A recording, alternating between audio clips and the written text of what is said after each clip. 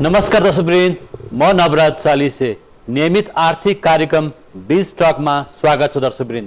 दर्शकवृन्द, आजको बीज टकमा हामीले बैंक वित्तीय संस्थाहरूमा लगानी योग्य रकमको अभाव भन्ने कुरा आइरहेको छ। सरकारी बैंक वित्तीय संस्थाहरूको अवस्था के छ? वास्तवमा पछिल्लो दिनमा बैंक वित्तीय संस्थाहरूबाट सहुलियत रूपमा कर्जा नपाएको गुनासो पनि बढेको छ र सम्पत्तिको स्रोत नखुलेको रकमको बारेमा नि चर्चा भइरहेको छ।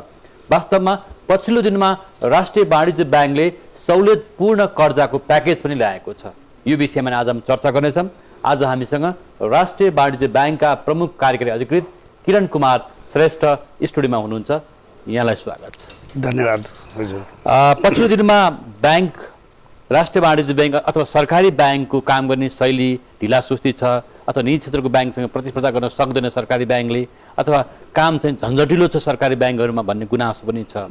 यहाँ राष्ट्रिय वाणिज्य बैंकको कार्यकारी अधिकृत हुनुहुन्छ, होइन, प्रमुख कार्यकारी अधिकृत हुनुहुन्छ।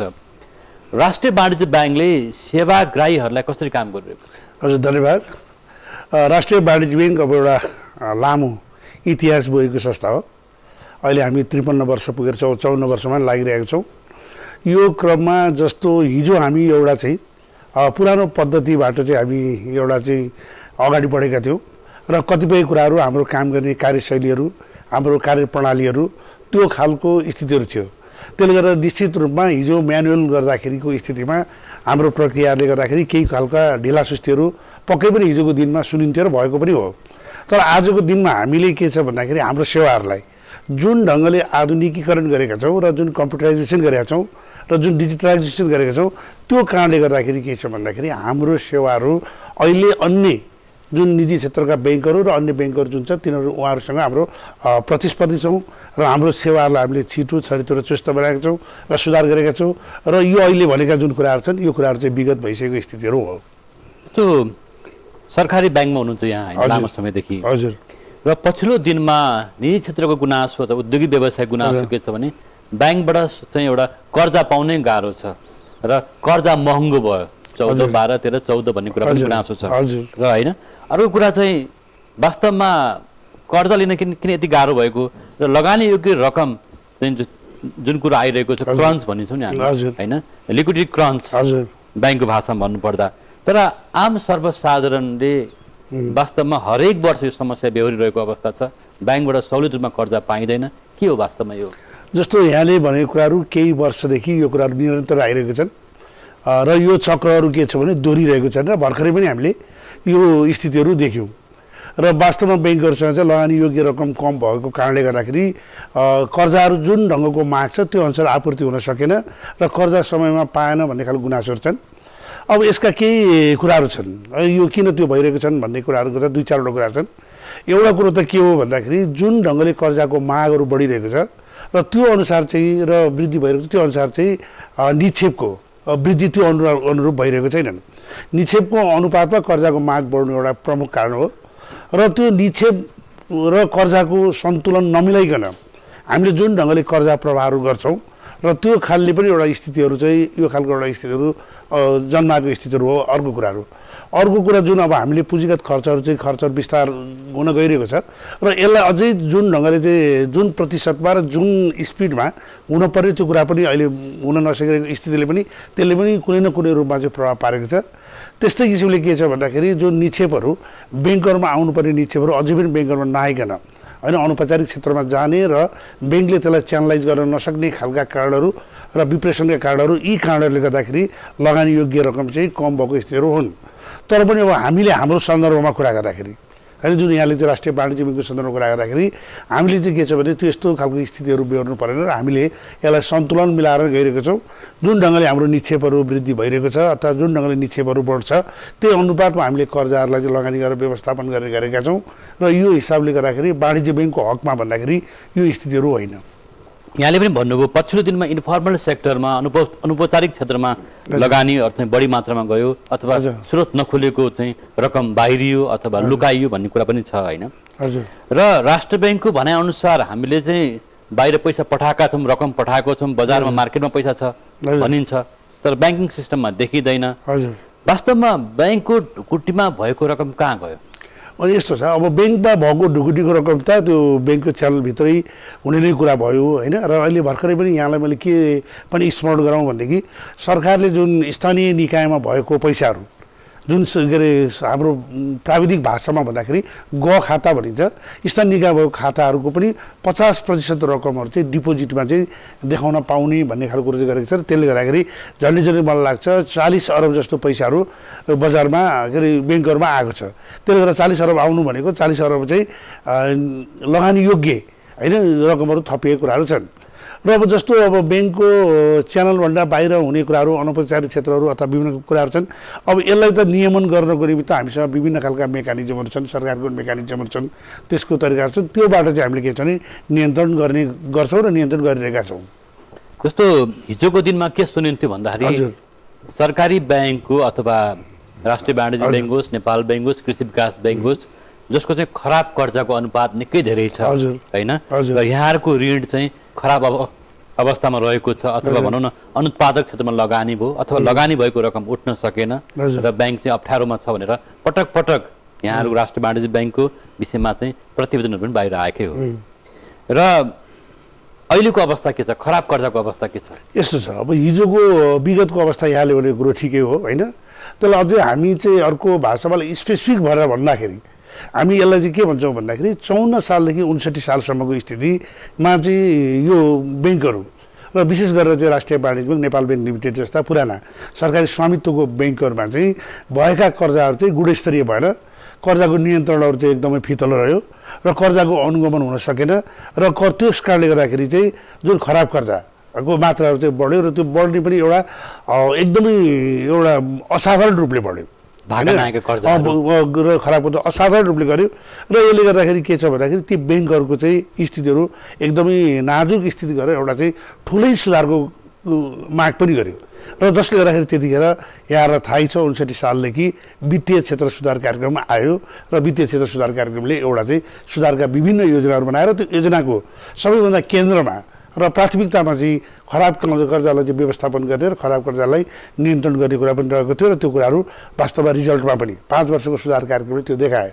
र अहिलेको अवस्थाहरू भनेको त्यो स्थितिहरू होइन। तपाईँले खराब कर्जालाई राजनीतिक संरक्षण छ अथवा राजनीतिक पावरको शक्ति केन्द्रको भरमा खराब कर्जालाई जोगाइन्छ अथवा त्यस्ता ऋणीहरूबाट ऋण असुल गर्न सकिएको छैन भन्ने गुनासो पनि थियो।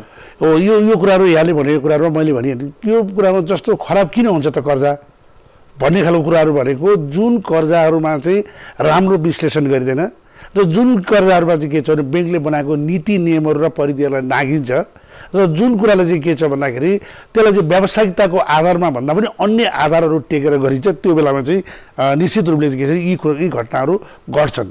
त्यसो भएकाले यहाँले भने जस्तो त्यो बेलामा हामीले अब प्रत्यक्ष रूपमा प्रमाणको रूपमा हामी देखाउन नसके तापनि तर पनि त्यति बेलाका प्रतिवेदनहरू हेऱ्यौँ भने अध्ययनहरूलाई हेऱ्यौँ भनेदेखि राजनीतिक खालका चाहिँ दबावहरू अथवा राजनीतिक खालको चाहिँ परिवेशमा त्यो खालको चाहिँ स्थितिहरू पनि बनेको कारणले पनि खराब कर्जाको एउटा प्रमुख स्रोत त्यो बन्न गएको भन्ने कुरा रिपोर्टहरू चाहिँ अहिले पनि पढ्न पाइन्छ, अहिले पनि हेर्न पाइन्छ। अहिले राजनीतिक दबावमा कर्जा दिनुपर्ने यहाँको बाध्यता छ कि छैन? अहिले त्यस्तो हामी स्थिति छैन। अहिले हामी एकदमै व्यावसायिक दबाव माथिको दबाव भनिन्छ नि त्यस्तो छैन, एकदम बिल्कुल छैन। अहिले हामी एकदमै व्यावसायिक सम्भाव्यताको आधारमा र हाम्रो जुन चाहिँ नर्म्स र भ्यालुजहरू छन् अथवा जुन खालका आधारहरू छन् त्यो विश्लेषणको आधारमा दिन्छौँ। हामी कुनै पनि त्यस्तो खालको प्रभावको आधारमा हामी गर्दैनौँ। वास्तवमा सरकारी ब्याङ्कहरूको संयन्त्र देशभरि नै छ, हजुर, देशका कुना काप्चासम्म छ होइन, र तल्लो तहसम्म पुग्न सक्छ र यसमा साधन स्रोत पनि छ, जनशक्ति पनि छन् र यसका सबै खालको चाहिँ अङ्गहरू छ। यति भएर पनि तपाईँहरू चाहिँ निजी क्षेत्रका ब्याङ्कहरूसँग प्रतिस्पर्धा गर्न सकिरहनु भएको छैन नि त? अब यो कुराहरूलाई पनि हामीले तथ्याङ्क र तथ्यबाटै बोल्नुपर्ने हुन्छ। जस्तो मैले यहाँलाई एउटा सानो स्मरण गराउँ, गएको 74-75मा हामीले जुन खालको चाहिँ 28वटै ब्याङ्कको ब्यालेन्स सिटहरू हेऱ्यौँ भने हामीले के छ भने सर्वाधिक नाफा गर्ने ब्याङ्कको सूचीमा राष्ट्रिय वाणिज्य ब्याङ्क पर्छ र अहिलेको यो भर्खर 75-76को जुन चाहिँ हाम्रो फर्स्ट क्वार्टर गयो र अहिले सेकेन्ड क्वार्टरमा छौँ, यो अवधिको पनि मुनाफा हेऱ्यौँ भनेदेखि हामी चाहिँ के छ भने पहिलो स्थानमा हामी छौँ। त्यसले गर्दाखेरि के छ भन्दाखेरि सरकारी स्वामित्वको ब्याङ्कहरू चाहिँ निजी क्षेत्रसँग प्रतिस्पर्धा गर्न सक्दैनन् भन्ने खालको कुराहरू हिजोको एउटा खालको एउटा मानसिकताबाट हिजोको एउटा विगतबाट चाहिँ हामी यो कुराहरूलाई चाहिँ अझ पनि जनमानसमा छ र यहाँको प्रश्न पनि के छ भने त्योसँग जोडिएर आएको छ। त्यो मात्रै होइन, हामी मुनाफाको मात्र कुराहरू गरिरहेका छैनौँ। हामीले हाम्रा प्रोडक्टहरू होइन हामीले ल्याएको प्रोडक्टहरू सबै नै प्रोडक्टहरू अरू ब्याङ्कको जे प्रोडक्टहरू त्यो छ जुन ढङ्गले सेवा सुविधाहरू दिइरहेको छ त्यो सेवा सुविधाहरू दिइरहेको छौँ जुन ढङ्गको नेटवर्किङ गर्नुपर्ने त्यो कुराहरू छन् राष्ट्रिय अन्तर्राष्ट्रिय रूपमा जुन ढङ्गले व्यापारहरू गर्नुपर्ने अथवा जुन खालको चाहिँ हाम्रो चाहिँ व्यवसायहरू हुनुपर्ने त्यो कुराहरू गरिरहेको छौँ चाहे त्यो हामी ग्राहक सङ्ख्याको हिसाबले भनौँ चाहे त्यो टेक्नोलोजीको हिसाबले भनौँ चाहे हामीसँग भएका प्रोडक्टको हिसाबले भनौँ चाहे हामीसँग भएका डिपोजिट क्रेडिटका हाम्रो भोल्युमको हिसाबले भनौँ चाहे मुनाफाको दृष्टिकोण लिएर हामी के छ त भन्दाखेरि एकदम गर्वको साथ हामी भन्न सक्छौँ कि हामी प्रतिस्पर्धी छौँ त्यो कुराहरू रेकर्डरले देखाउँछ होइन तथ्यहरूले देखाउँछ त्यसले गर्दाखेरि हिजो भनिएको कुरो मात्र हो जस्तो मलाई लाग्छ आजको सन्दर्भमा यो अलिक असान्दर्भिक भइसक्यो जस्तो लाग्छ मलाई सरकारी ब्याङ्कको जनशक्ति पुरानै शैलीको पुरानै परम्परागत शैलीको अथवा सरकारी मानसिकताको भन्ने गुनासो आज पनि छ होइन र अब सरकारी ब्याङ्कमा काम गर्ने शैलीमा सुधार हुन नसकेको हो कि अथवा होइन सरकारी ब्याङ्क हो भन्ने एउटा मानसिकता कर्मचारी आफैमा हो कि के कारणले यस्तो भएको होला जस्तो अब यो जनशक्तिको हिसाबमा पनि यहाँले भन्नुभयो त्यो पनि अझै के छ भन्दाखेरि राष्ट्रिय वाणिज्य ब्याङ्कलाई आजको स्थितिमा भित्र गएर हेर्न नसकेर बुझ्न नसकेको स्थितिहरू पनि कतिपय हुन सक्छन् र त्यो विश्लेषण आएको हुनसक्छ मैले यहाँलाई एकदमै यो सान्दर्भिक पनि अहिले हुनसक्छ र एउटा मलाई एउटा अवसर पनि हो यहाँले जुन भन्नुभएको छ अहिले राष्ट्रिय वाणिज्य ब्याङ्कको जनशक्ति भनेको एकदमै यङ खालको होइन एकदमै के अरे युवा जनशक्ति हो भन्ने खालको कुरो फरक पर्दैन होइन हिजोको जुन खालको अहिले हाम्रो जुन एउटा नियम पनि छ कर्मचारी बिनियोगमा जुन चाहिँ 30 वर्षको सेवा अवधि वा 58 वर्ष उमेरको कारणले गर्दाखेरि पुरानो जनशक्तिहरू सबै एउटा एक्जिट बहिर्गमन भइसकेको स्थितिहरू छ र अहिले एकदमै भर्खरै मात्रै के छ भन्दाखेरि युनिभर्सिटीहरू पास गरेका र यङ एनर्जेटिक खालका जनशक्तिहरू हामीले भित्रिएका छौँ र आजको दिनमा हाम्रो हेऱ्यो भनेदेखि एभरेज कर्मचारीको एज 36 वर्ष र यसपालि हामीले अरू 600 कर्मचारी हामी भर्ना गर्दैछौँ त्यसबाट फेरि हाम्रो घटेर के छ 34 वर्षमा त्यसले लाग्छ सम्भवतः अब हामी 1 वर्षभित्रमा अहिले भइरहेको ब्याङ्कहरू मध्येमा सबैभन्दा यङ र एनर्जेटिक कर्मचारी भएको ब्याङ्कको आउँछ र त्यसो भएकोले स्वाभाविक रूपले यसले चाहिँ के छ भन्दाखेरि हाम्रो सेवामा एउटा रूपान्तरण ल्याउँछ सेवामा परिवर्तन ल्याउँछ त्यो खालको कुराहरूबाट के छ भने हामी हिजोको जुन खालको स्थिति छ त्योबाट हामी चाहिँ अर्को एउटा चाहिँ ट्रान्सफर्मेसनको फेजमा छौँ भन्ने कुरा पनि म यहाँलाई राख्न चाहन्छु जस्तो केही दिन अघि मात्रै पनि यहाँले आफ्नो प्याकेज सार्वजनिक गर्नुभएको छ अझै पनि के छ भन्दाखेरि युवाहरूको गुनासो छ किसानको गुनासो छ जो ग्रामीण क्षेत्रमा ब्याङ्कको पहुँचमा पुग्न सकिरहेका छैनन् जसको चाहिँ भनौँ न त्यो खालको साधन स्रोत हुँदैनन् विपन्न वर्ग छन् त्यस्ता व्यक्तिहरूलाई अथवा विदेशबाट फर्केका व्यक्तिहरू युवाहरू जो केही काम गर्न चाहिरहेका छन् तर कर्जा पाउन गाह्रो छ सहुलियतपूर्ण कर्जा लिन गाह्रो छ होइन ब्याज महँगो छ काम त गर्न मन छ तर अब भनौँ न आफ्नो खेतबारीमा अथवा आफ्नै घर आँगनमा होइन आफ्नै देशमा केही काम गर्न खोज्ने युवाहरू पनि हिजो आज एकदम गुनासो गर्छन् कि ब्याङ्कमा गयो धेरै खालको हैरानी छ दुःख पाइन्छ अरू कुरा किसान जो ग्रामीण क्षेत्रमा बसोबास गरिरहनु भएको छ उहाँहरूलाई पनि आफ्नो चाहिँ कृषि उद्यमशीलता बढाउनु मन छ तर के गर्ने काम गर्न गाह्रो छ ब्याङ्कबाट पैसा पाइँदैन यस्तो अवस्थामा के छ यहाँको जस्तो अहिले नै भर्खरै मात्रै नेपाल सरकारले सहुलियतपूर्ण कर्जा कार्यक्रम भन्ने कार्यक्रम अगाडि सारेको छ र त्यो सहुलियतपूर्ण कर्जा कार्यक्रममा 7 प्रकारको कर्जाहरू अहिले हामीले त्यो कार्यक्रमभित्र पर्छन् त्यसमा विशेष गरेर अहिले यहाँले जुन सम्बोधन गर्नुभएको छ ती विषयहरू नै समेटिएको छ जस्तो लागि कृषि पशुपन्छी कर्जा भन्ने एउटा कृषकहरूको लागि त्यस्तै महिलाहरूको लागि होइन महिला उद्यमी कर्जा भनेर र त्यस्तै वैदेशिक रोजगारबाट फर्किएका युवाहरूको लागि वैदेशिक रोजगार कार्यक्रम त्यस्तै दलित समुदायको लागि चाहिँ दलित उत्थान कार्यक्रमहरू त्यस्तै जो चाहिँ आफूसँग चाहिँ के अरे पढ्यो तर पनि के छ भनेदेखि जागिर छैन वा कुनै त्यस्तो खालको नपाएको स्थितिहरू बेरोजगारको स्थिति छन् त्यसलाई हामीले चाहिँ शिक्षित स्वरोजगार कर्जाका कुराहरू विद्यार्थीहरूको लागि विद्यार्थीहरू होइन जसले पढिसकेको छन् र जो चाहिँ के छ भनेदेखि पढ्न चाहन्छन् प्राविधिक शिक्षामा पढ्न चाहन्छन् आफूसँग पैसा छैनन् त्यस्ता खालका विद्यार्थीहरूको लागि चाहिँ के छ भने प्राविधिक शिक्षा उच्च शिक्षा पढ्नको लागि उच्च शिक्षाको कार्यक्रम अनि त्यस्तै किसिमले चाहिँ भूकम्प पीडित आवास कर्जा भनेर भूकम्प पीडित आवास कर्जा यसरी के छ भन्दाखेरि एकदमै सहुलियतपूर्ण कर्जाहरू अहिले ल्याएको छन् यो राष्ट्र यो वाणिज्य ब्याङ्कको देशभरिकै शाखाहरू यो कार्यक्रम चाहिँ फेरि के छ भने सबै ब्याङ्कहरूलाई हाम्रो जुन अब 28 वटा ब्याङ्क छ 28 वटा ब्याङ्कको लागि नै यो कार्यक्रमहरू हो र अब हामी चाहिँ के छ भन्दाखेरि राष्ट्रिय वाणिज्य ब्याङ्क चाहिँ सरकारको पूर्ण स्वामित्वको ब्याङ्क भएको हुनाले हामीले चाहिँ के छ भन्दाखेरि सरकारको जुन नीति कार्यक्रम अन्तर्गत सरकारले अगाडि सारेको कार्यक्रमहरूलाई त्यसलाई सफलीभूत पार्नको निमित्त र त्यसलाई अगाडि बढाउनको लागि हाम्रो प्रमुख दायित्व रहन्छ हाम्रो कर्तव्य रहन्छ र त्यसो भएको हुनाले यसलाई हाम्रो चाहिँ एउटा चाहिँ प्राथमिक कामको कार्यसूचीमा राखेर यसलाई हामीले चाहिँ एउटा अभियानकै रूपमा अगाडि बढाएका छौँ र यो क्रममा हामीले वितरणहरू पनि हामीले सुरु गरेका छौँ र यो हाम्रो अहिले जुन चाहिँ ब्याङ्कको कर्जा पाउने आधार के छ जस्तो यहाँले प्याकेज त ल्याउनु भयो हजुर कार्यक्रम घोषणा गर्नुभयो होइन एउटा सामान्य युवा अथवा सामान्य ग्रामीण महिला अथवा गाउँका किसान उद्यमी कोही गए अथवा ब्याङ्कसम्म पुगे भने उनीहरूले कर्जा पाउँछ? हजुर, मैले यो कुराहरू पनि अलिक प्रश्न पारौँ। जस्तो यो हाम्रो के छ भने सबै 212वटा शाखामा हामीले यो कर्जाहरू प्रवाह गरिरहेको स्थितिहरू छन्।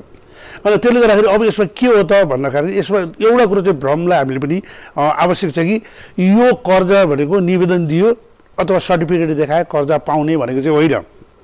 यो कर्जा पाउनको लागि उद्यमशीलता कर्जा हो र उद्यमशीलतामा यो जोडिएको कर्जा हो। त्यसो भएको हुनाले के छ भने उहाँले गर्न चाहेको उद्यम के हो त, होइन, परियोजनाहरू के हो त, यसलाई एकदम त्यति धेरै एकदम गहिरो गरेर त्यति कम्प्लिकेटेड गरेर बुझ्न पनि आवश्यक छैन। गर्न चाहेको चिजहरू के हुन्? पसल खोल्न चाहेको हो कि, खेती गर्न चाहेको हो कि, अथवा कुनै सानो उद्योग गर्न चाहेको हो कि, कुनै अरू व्यवसायहरू सञ्चालन गरेर के गरेको भन्ने खालको कुराको एउटा परियोजना बनाउनुपर्छ र त्यो परियोजनाको आधारमा कर्जा हामी प्रवाह गर्छौँ, होइन। त्यो त्यसमा पनि छ। जस्तो अहिले हामीले भनेको छौँ उच्च शिक्षा जुन प्राविधिकमा पढ्नको लागि 5 लाख रुपियाँ दिन्छौँ, होइन। त्यस्तै किसिमले के चाहिँ महिलाहरूलाई हामीले 15 लाखसम्मको दिन्छौँ। त्यस्तै हामीले दलित र उसबाट फर्केको युवाहरूलाई हामीले 10 लाखसम्म दिन्छौँ। त्यस्तै शैक्षिक उसको 7 लाखसम्म यसरी हामीले दिन्छौँ। र यसको लागि चाहिँ के छ भने कुनै प्रकारको धितो राख्न पर्दैन, जुन अहिले सबैभन्दा ठुलो समस्या भनेको। जस्तो युवाको नाममा अथवा आम व्यक्तिको नाममा त आफ्नो नाममा जग्गा हुँदैन, घर जग्गा हुँदैन। हो, अहिलेको हामीले देखेको समस्या र सरकारले पनि पहिचान गरेको समस्या भनेको मानिसहरू काम गर्न चाहन्छन्, मानिसहरूसँग त्यो खालको उद्यमशीलता पनि छन्, जोस जाँगर र सिप पनि छ, उसँग परियोजना छ, तर उसले धितो राख्ने चिजहरू ब्याङ्कमा नभएको हुनाले ऊ ब्याङ्कसँग पहुँच गर्न सक्दैन र त्यसले गर्दा ऊ ऋणबाट वञ्चित हुन्छ र ऊ या त बेरोजगार हुन्छ या त ऊ विदेश जान बाध्य हुन्छ र उसले चाहिँ के छ भनेदेखि यो खालको जुन खालको खेर गइरहेको श्रम र यसलाई उपयोग गर्नुपर्छ भन्ने कुराको पहिचान गरेरै अनि यसमा बिना धितो अनि बिना धितो चाहिँ के छ भन्दाखेरि उसले चाहिँ यो परियोजनाको आधारमा मात्र कर्जा पाउँछ र यो सहुलियतपूर्ण कर्जा हो। सहुलियतपूर्ण कर्जा भएपछि कर्जा भन्नु साथै के छ एउटा निश्चित समय हुन्छ, त्यो अवधिभित्र उसले चाहिँ चुक्ता भुक्तान गर्नुपर्ने अवस्थाहरू हुन्छन्, होइन। र यो पनि ऋण पनि एकदमै के छ भन्दाखेरि यसमा चाहिँ ब्याजको दर पनि एकदमै सहुलियतपूर्ण राखिएको छ। सहुलियत भन्दा कतिसम्म हुन्छ? जस्तो यसमा एउटा फर्मुला दिएको छ, बेस रेट भनेर आधार दर भन्ने ब्याङ्कको हुन्छ। जस्तो यहाँले केही महत्त्वपूर्ण विषय पनि भन्नुभयो जुन चाहिँ आम दर्शक महानुभावलाई सूचना पनि हुन सक्छ कि बिना धितो हजुर हामी कर्जा दिन्छौँ, हजुर लगानी गर्नुहोस्, उद्यमशीलताको विकास गर्नुहोस् भन्ने चाहिँ यहाँको जुन आशय रह्यो कि यसको जस्तो प्रमुख कार्यकारी अधिकृतले जुन कुरा व्यक्त गर्नुभएको, जुन कुरा भन्नुभएको छ, होइन, साँच्चै यहाँले भन्नुभयो जस्तो युवाहरूले ब्याङ्कमा जाने बित्तिकै आफ्नो चाहिँ उद्यमको अथवा आफ्नो उद्योगको व्यवसायको अथवा आफ्नो चाहिँ योजना भनौँ न योजना प्रस्तुत गरेपछि चाहिँ पैसा पाउँछन्, एकदम निश्चित पाउँछन्। मैले अहिले यहाँलाई ब्याज दरको पनि म कुरा भन्दै थिएँ, त्यो कुराले टुङ्ग्याएर म यसमा आउँछु। ब्याज दरमा के भने आधार दरमा 2% प्रिमियम राख्न पाउँछ र त्यसो गरेको रकममा चाहिँ अनि सरकारले फेरि 5% ब्याजमा अनुदान दिन्छ भनेर भनिएको छ। अब यो चाहिँ भनिएको कुरा कतिपयले नबुझ्न सक्छन्। के भनेको त आधार दर भनेको के हो, 2% प्रिमियम भनेको के हो र फेरि सरकारले 5% घटाउने भन्ने कुरा कम्प्लिकेटेड लाग्न सक्छ नि। त्यो भनेको हाम्रो सन्दर्भमा उदाहरण दियो भने सबैले बुझ्ला जस्तो मलाई लाग्छ। अहिले राष्ट्रिय वाणिज्य ब्याङ्कको आधार दर भनेको 6.33 हो अनि 2% चाहिँ हामीलाई प्रिमियम गर्दाखेरि 8.33 भयो। हामीले 8.33 भनेकोमा सरकारले फेरि के गर्ने भयो 5% अनुदान दिने भएपछि त्यो व्यक्तिले चाहिँ 3.33 तिरै पुग्यो ब्याज। तर हिजोको दिनमा यस्तो कार्यक्रम सरकारी ब्याङ्कबाट आउँथ्यो तर पछि तपाईँले सम्हाल्न सक्नुहुन्छ, व्यवस्थापन गर्न सक्नुहुन्छ। अब यो कुरा होइन, हिजो पनि के छन् चाहिँ सरकारी ब्याङ्कले लोकप्रियता हासिल गर्नको लागि, सरकारले लोकप्रिय कार्यक्रम ल्याउनको लागि चाहिँ यस्ता कार्यक्रम विगतमा नै आएका थिए, होइन। तर तपाईँहरूले साँच्चैलाई राम्रोसँग व्यवस्थापन गर्न सक्नुहुन्छ त? त्यही त मैले भने उद्देश्यहरू एकदमै होइन एकदमै क्लियर छ र परियोजना राखेर जान सकिन्छ र सहुलियत कर्जाहरू भन्ने खालको कुरोहरू छ र अब यसलाई व्यवस्थापन गरे के यहाँले भने चाहिँ चुनौतीहरू छन्, होइन। हामीले एउटा के छ भनेदेखि एउटा मानसिकतामा परिवर्तन गर्नु पर्ने र मानसिकतामा चाहिँ एउटा चाहिँ यो चाहिँ सरकारले ल्याएको सहुलियतपूर्ण कर्जा हो र यो कर्जाको कर्जामा कुनै सदुपयोग गर्नुपर्छ र यसलाई अगाडि बढियो भने अझै हामी ठुल्ठुलो परियोजनामा पटक पटक जान सकिन्छ र यो विस्तार हुन्छ भन्ने मान्यतामा बस्नु पर्यो। यो सहुलियतपूर्ण कर्जा पाउनको लागि हजुर राजनीतिक भन्छन् अथवा कुनै पावर चाहिँदैन नि? होइन, चाहिँदैन। मैले अहिले नै बाँडिरहेको छौँ, होइन। यहाँले यहाँको अब यहाँ उपत्यकाको विभिन्न ठाउँमा गएर म यहाँलाई सूची नै दिन्छु र त्यो सूचीको आधारमा पनि यहाँले भेरिफाई गर्न सक्नुहुन्छ विभिन्न जिल्लामा अथवा उसमा गएर चाहिँ। जस्तो अहिले के छ भन्दाखेरि उहाँहरू आउनुहुन्छ तर परियोजना नभइकन एउटा निवेदनको भरमा वा सर्टिफिकेट देखाएर मलाई पैसा चाहियो भन्दाखेरि पैसा वितरण गर्ने कार्यक्रम चाहिँ होइन। फेरि यो उद्यमशीलताको लागि उद्यम गर्न दिएको कर्जा हो। त्यसको लागि त्यो कुराको चाहिँ उहाँले पुष्टि गर्नुपर्छ, त्यो कामहरू गर्नुपर्छ र त्यो अनुसार हाम्रो शाखाहरूले त्यसलाई अनुगमन गर्छ। ब्याङ्कको रकम दुरुपयोग गर्ने समूह अथवा राजनीतिक पक्ष भनौँ न एउटा, त्यो समूह सक्रिय भएर कतै ब्याङ्कको पैसा दुरुपयोग हुने त होइन नि? होइन, यो कुरामा हामी पनि चनाखो नै भएको छौँ। अनि यो कुरा विगतको कतिपय कार्यक्रमहरूले हामीलाई केही पाठहरू सिकाएको पनि छन्। त्यो कुरालाई हामीले पाठहरू सिकेको पनि छौँ र हामीले के छ भन्दाखेरि यो कर्जाहरूमा भोलि दुरुपयोग गर्यो नतिर्ने खालको कुराहरू भयो भनेदेखि उसको चाहिँ के छ भन्दाखेरि कारबाही हुने कुराहरू, प्रशासनिक कारबाहीहरू होइन, नागरिकताको हामीसँग कपीहरू हुन्छन्, उसको पासपोर्ट रोक्का हुने कुराहरूदेखि लिएर उसलाई कालो सूचीमा राख्ने कुराहरूदेखि लिएर यस्ता खालको जुन सरकारले दिने जुन विभिन्न खालका सुविधाहरूबाट वञ्चित हुनुपर्ने कुराहरू, यी कुराहरू राज्यले गर्छन् र निगरानीहरू गर्छन्। र सबैभन्दा पहिला चाहिँ के एउटा मानसिकता अहिले चाहिँ हट्न जरुरी छ र बनाउनु जरुरी छ भने जसलाई हामी चाहिँ के छ भने काम गर्न उद्यम गर्न चाहिरहेको छौँ र कोलाट्रलको कारण अथवा धितोको कारणले गर्दाखेरि जो ब्याङ्कसँग जान सकिरहेको छैन, ब्याङ्कले पनि धितो बिना चाहिँ कर्जा नदिइरहेको स्थितिलाई यसले चाहिँ तोडेको छ र यो चाहिँ अगाडि जान चाहेको छ र यसले चाहिँ उद्यमशीलता बनाउनको लागि जुन प्रयास गरिरहेको छ त्यो प्रयासमा चाहिँ एकदम इमान्दारी साथ लाग्नुपर्छ र गइयो भनेदेखि यसले चाहिँ के छ भने हाम्रो जीविकोपार्जन अथवा जीवन उत्थान गर्नेदेखि लिएर एउटा सामाजिक परिवर्तनको पनि काम गर्न सक्छ भन्ने जुन यसको उद्देश्य यसमा अन्तर्निहित रहेको छ त्यो कुरालाई चाहिँ हामीले चाहिँ पालन गर्नुपर्छ। हामी पनि त्यो कुरालाई प्रशिक्षित गरिरहेको छौँ, त्यो कुराको ओरिएन्टेसनमा हामी गइरहेको छौँ र सबै निकायहरूबाट चाहिँ त्यो कुरालाई बुझ्नु जरुरी छ र बुझाउनु जरुरी छ जस्तो लाग्छ मलाई।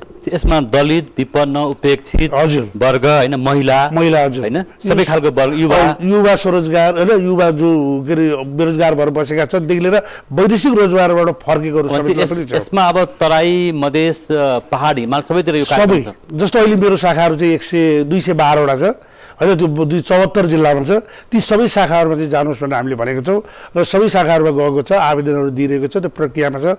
कोही स्वीकृत भएर चाहिँ कर्जाहरू लिएर काम सुरु गरिसकेको छ, कोही प्रक्रियामा लागिरहेको छ, कोही बुझ्ने क्रममा छ। त्यसले गर्दा लाग्छ मलाई 2-3 महिनापछि यहाँले चाहिँ के छ भने यसको राम्रो परिणाम अथवा राम्रो सङ्ख्यामा यो कुराहरू सुन्न पाउनुहुन्छ, देख्न पाउनुहुन्छ।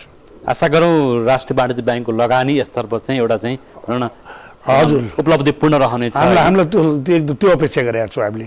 र यही लामो समयदेखि यहाँ ब्याङ्कर्स पनि भएको हुनाले, ब्याङ्किङ क्षेत्रमा आबद्ध भएको हुनाले एउटा प्रसङ्ग पनि यो सन्दर्भमा सोध्नु मन लाग्यो। जस्तो पछिल्लो दिनमा सम्पत्तिको स्रोत नखुलेको सम्पत्ति होइन, कुनै राजनीतिक दबावमा अथवा प्रशासनिक दबावमा सरकारी ब्याङ्कहरूमा नि रहेको छ भन्ने एउटा कुरा आएको छ।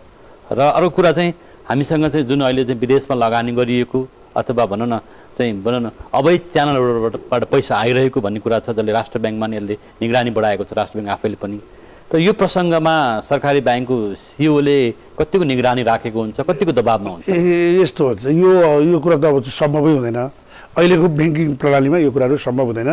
र फेरि जुन चाहिँ हामी एन्टी मनी लन्ड्रिङको जुन कुराहरू गरिरहेका छौँ, सम्पत्ति शुद्धिकरणको कुराहरू गरिरहेका छौँ, त्यो कानुन आफैले पनि हेर्नु भने एकदमै कडा छ। त्यसको जुन नियमन र जुन मेकानिजमहरू ब्याङ्कभित्र बनाइएको छ, यो बनाएको कुराहरू एकदमै जस्तो रिपोर्टिङ गर्ने कुराहरू होइन, हामी 10 लाख मात्रै र 10 लाखभन्दा माथि कारोबार हुनु साथै पनि हामी के छ भने रिपोर्टिङ गर्नुपर्ने कुराहरू हुन्छन्।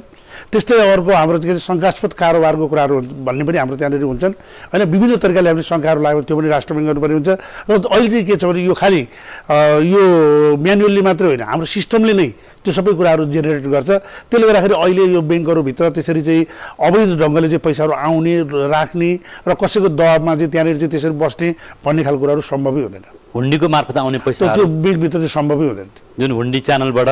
बाहिर अनौपचारिक क्षेत्रमा के हुन्छ त्यो त हामीले भन्ने कुरा गर्दैन, तर ब्याङ्कभित्र अहिलेको सिस्टममा र अहिलेको जुन खालको चाहिँ के अरे नियमहरू छन् र जुन ढङ्गले हामीले मेकानिजमहरू बनाएको हुन्छौँ त्यसमा कुनै सम्भावना गुन्जाइसै हुँदैन।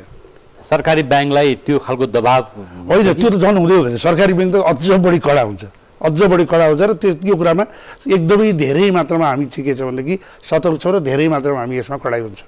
आशा गरौँ अन्त्यमा जुन यहाँले भन्नुभएको छ नि, जुन सरकारी स्वामित्वमा रहेको ब्याङ्कको कर्जा आम नागरिकको पहुँचमा पुर्याउने, जहाँ विपन्न वर्ग, महिला, कृषक, युवा, विद्यार्थी, स्वरोजगार होइन, बेरोजगार युवा र विदेशबाट फर्केका युवाहरूलाई तपाईँले चाहिँ बिना धितो लगानी गर्छौँ, कर्जा दिन्छौँ भन्नुभएको छ। आशा गरौँ यो कर्जाको कार्यक्रम चाहिँ सबै ठाउँमा पुग्न सक्छ होइन? एकदमै पुग्छ, हजुरहरूले पनि एकदम निगरानीमा राखेको हुन्छ र यसलाई फलोअप पनि गर्दै जाउँला हामी, हजुरले पनि हामीले पनि फलोअप गर्दै जाउँला। अन्त्यमा के भन्न चाहनुहुन्छ? अन्त्यमा म के भन्न चाहन्छु भनेदेखि अहिलेको सन्दर्भमा हामीले राष्ट्रिय वाणिज्य ब्याङ्कको सन्दर्भमा र ब्याङ्किङ हिसाबमा पनि अहिले जुन खाले सरकारले बनाएको जुन यो कार्यक्रमहरू छन्, यो कार्यक्रमहरूले वास्तवमा एउटा ठुलो सामाजिक परिवर्तन गर्न सक्छ। यसको चाहिँ सही अर्थमा यसको चाहिँ अर्थहरू बुझौँ र यसलाई सदुपयोग गरौँ र यो चाहिँ के छ भन्दाखेरि हामीले यसलाई चाहिँ विस्तार गरेर अगाडि जान सक्ने स्थिति बनाऊँ भन्ने कुरा राख्न चाहन्छु। धन्यवाद। हस्, धन्यवाद। दर्शकवृन्द, नियमित आर्थिक कार्यक्रम बीज टकमा आज हामीले सरकारी बैंक वित्तीय संस्थाहरूको अवस्था के छ र सरकारी बैंक वित्तीय संस्थाहरूले पनि अहिले चाहिँ आधुनिक बैंकिङ प्रणाली अपनाएका छन् र निजी बैंकसँग प्रतिस्पर्धा गरिरहेका छौँ र निजी बैंक भन्दा पनि बलिया छन् भन्ने कुरा राख्नुभएको छ। राष्ट्रिय वाणिज्य बैंकले 7 वटा विभिन्न शीर्षकमा आफ्नो प्याकेज कार्यक्रम ल्याएको छ, जसमा दलित, जनजाति चाहिँ हरेक खालको वर्ग र यसमा चाहिँ उत्पीडित वर्ग, युवा, विद्यार्थी र स्वरोजगार सबैलाई लक्षित गरिएको छ र बिना धितो कर्जा दिने जुन खालको प्रतिबद्धता व्यक्त गरेका छौँ र गर्नुभएको छ। हेरौँ अब सरकारी बैंक साँच्चै जनतामा गएर उद्यमशीलताको विकास गर्न प्रतिबद्ध छ भन्नुभएको छ र स्टुडियोसम्म आएर आफ्नो महत्त्वपूर्ण विचार राख्नुभयो, यसप्रति हामी आभारी छौँ। दर्शकवृन्द, आजको नियमित आर्थिक कार्यक्रम बीज टकको समय पुरा भएको छ। आजको अतिथि हुनुहुन्थ्यो राष्ट्रिय वाणिज्य बैंकका प्रमुख कार्यकारी अधिकृत किरण कुमार श्रेष्ठ। नियमित आर्थिक कार्यक्रम बीज टकको समय पुरा भएको छ। हामी सबै बिदा माग्छौँ। नमस्कार।